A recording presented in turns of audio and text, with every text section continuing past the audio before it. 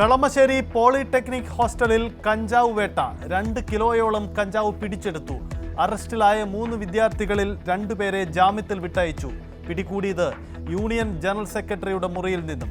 ഒറ്റപ്പെട്ട സംഭവമല്ലെന്ന് poly principal. KSU നടത്തിയ ഗൂഢാലോചനയെന്ന് SFI.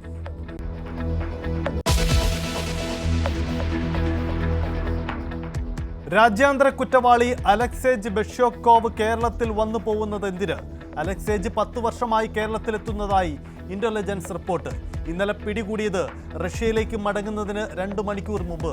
പിടിയിലായത് 8.5 ലക്ഷം കോടി തട്ടിയ കുറ്റവാളി.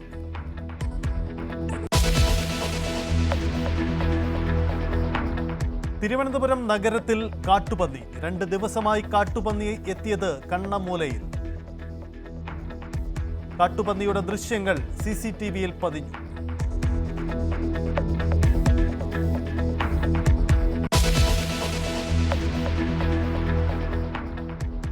News 18 exclusive. വെഞ്ഞാറമൂട് കൂട്ടക്കുരുതിക്ക് ഇടവച്ചത് ബാങ്കിന്റെ സമ്മർദ്ദമോ? ബാങ്കിനെതിരെ പ്രതി അഫാന്റെ അമ്മ.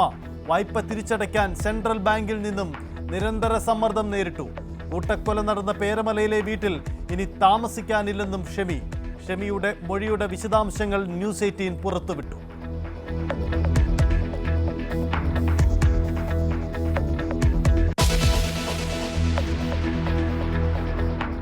കൊല്ലം ആവണീശ്വരത്ത് നിന്നും കാണാതായ 13-കാരിയെ കണ്ടെത്തി. താൻ തിരൂരിലുണ്ടെന്ന് പെൺകുട്ടി വീട്ടിൽ അറിയിച്ചു. കുളപ്പുറം കോട്ടയിൽ വീട്ടിൽ ഫാത്തിമയെ കാണാതായത് ഇന്നലെ ഉച്ചയ്ക്ക്.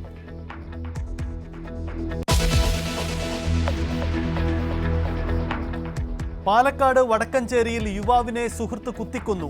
പണമിടപാട് സംബന്ധിച്ച തർക്കം കൊലപാതകത്തിന് കാരണമെന്ന് സൂചന. നെയ്യാറ്റിൻകരയിൽ കഴുത്തറുത്ത നിലയിൽ കണ്ടെത്തിയ യുവതി മരിച്ചു.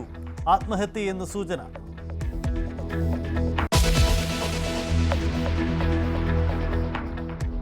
ഇഡിക്ക് മുന്നിൽ ഹാജരാവാൻ സമയം നീട്ടിച്ചോദിച്ച് K രാധാകൃഷ്ണൻ. പാർലമെന്റ് പൂർത്തിയാവുന്നതുവരെ ഹാജരാവാനാവില്ലെന്ന് ഇഡിക്ക് കത്ത് നൽകി. 17-ാം തീയതി ഹാജരാകണമെന്നാവശ്യപ്പെട്ട് ED വീണ്ടും നോട്ടീസ് നൽകിയേക്കും. കരുവന്നൂർ കേസുമായി ബന്ധമില്ലെന്നും അന്വേഷണത്തെ നേരിടുമെന്നും K രാധാകൃഷ്ണൻ.